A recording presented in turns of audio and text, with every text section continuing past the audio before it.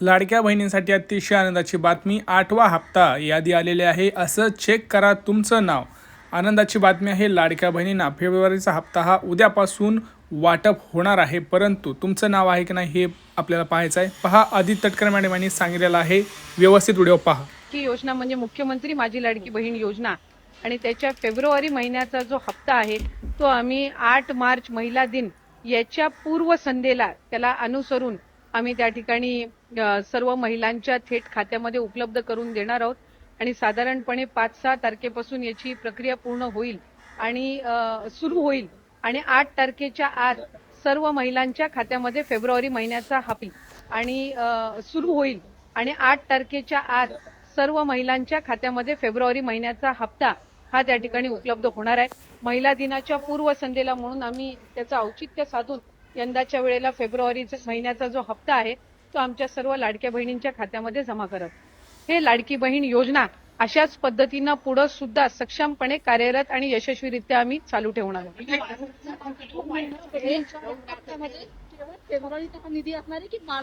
February महिन्याचा जो हप्ता आहे तो आपण महिला दिनाच्या पूर्वसंध्येला आपण महिलांच्या खात्यामध्ये जमा करणार आहोत आणि मार्च महिन्याचा जो हप्ता आहे तो अधिवेशनाच्या कालावधीमध्ये आपलं अर्थसंकल्पीय बजेट आहे आणि ते झाल्यानंतर ज्या वेळेला विभागाच्या वतीने उपलब्ध केलं जाईल त्यावेळेला तो हप्ता त्यांच्या खात्यामध्ये.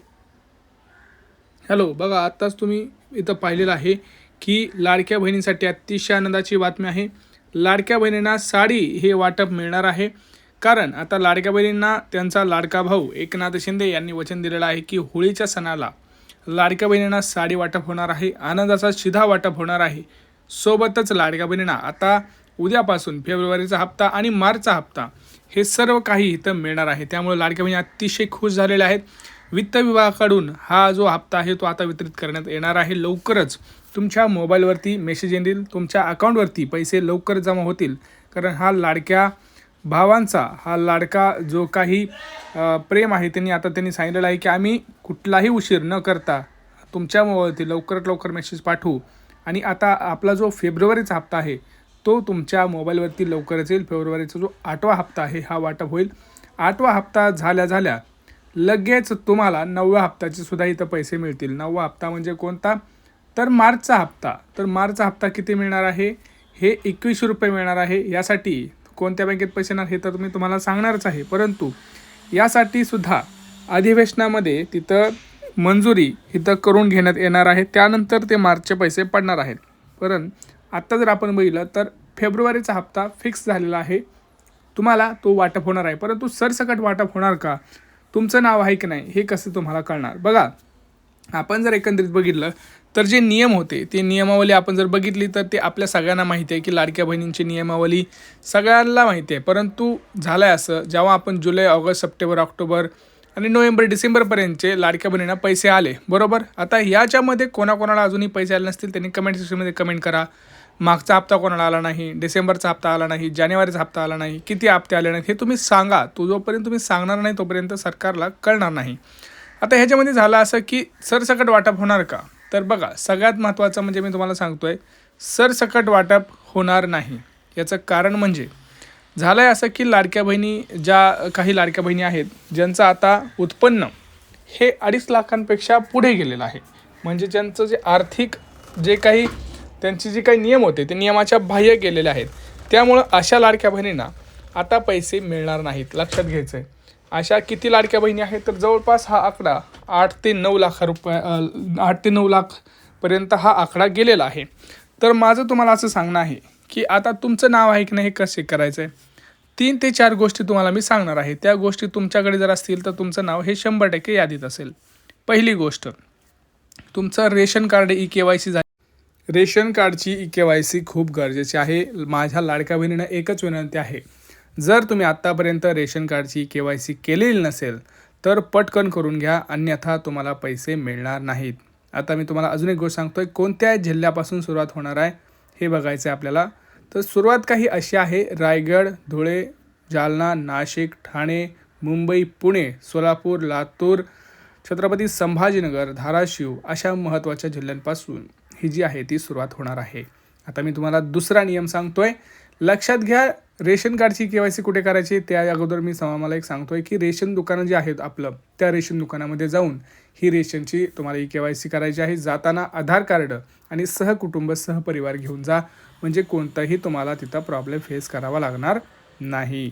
आता दुसरा नियम लक्षात घ्यायचा आहे. दुसरा नियम आहे तो म्हणजे तुमचं आधार कार्ड. लाडक्या बहिणींनो, आधार कार्ड खूप महत्त्वाचं आहे आणि आधार कार्डचे जी माहिती आहे म्हणजे तुमचं नाव, तुमची स्पेलिंग, तुमचं बर्थ डेट, तुमचं जन्मतारीख आणि तुमच्या बँकेतलं नाव, तिथली स्पेलिंग आणि बर्थ डेट हे जर वेगवेगळं असेल तर तुम्हाला पैसे येणार नाहीत. लक्षात घ्या.